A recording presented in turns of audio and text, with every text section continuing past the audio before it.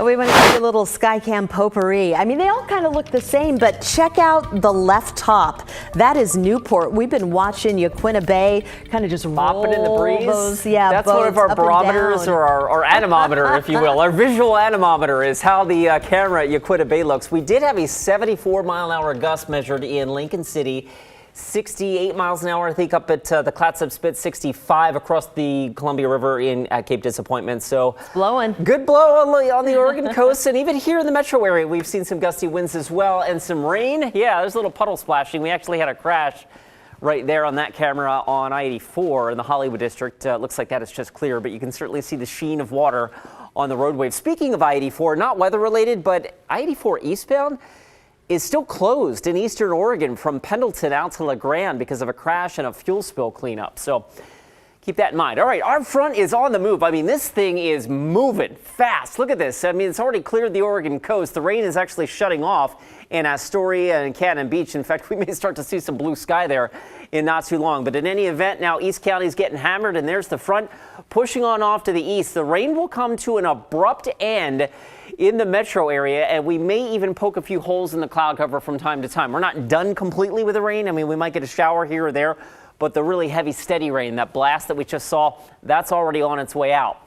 It will shift over the Cascades and through central and eastern Oregon as time wears on this evening, and the wind will subside. But for now, the wind advisory continues for the Willamette Valley for a couple more hours.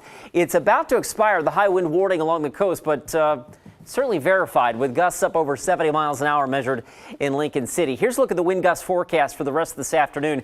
And you can see the arrow here on FUTURECAST. The wind quickly shifts to the west. So once the front goes through, we'll have an abrupt wind shift. If it hasn't already in your neighborhood, it will. And once it goes to the west, the intensity of the wind is going to drop off significantly, but it's going to ratchet up east of the Cascades. Check this out. This is at 5:30. Our model showing Arlington gusting to 55 miles an hour. So you folks east of the mountains and in the Columbia Basin, you still have several more hours of gusty south and eventually gusty west winds in your forecast before the breeze subsides on that side of the state as well. Let's take you up to Timberline.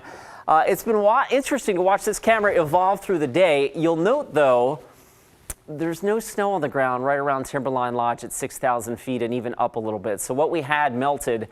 I'm happy to tell you that those snow levels come crashing down in the wake of this cool front. They will drop from 7,000 feet today down to 2,500 feet tonight. That means pass level snow possible by early tomorrow morning. So keep that in mind if you're traveling that direction.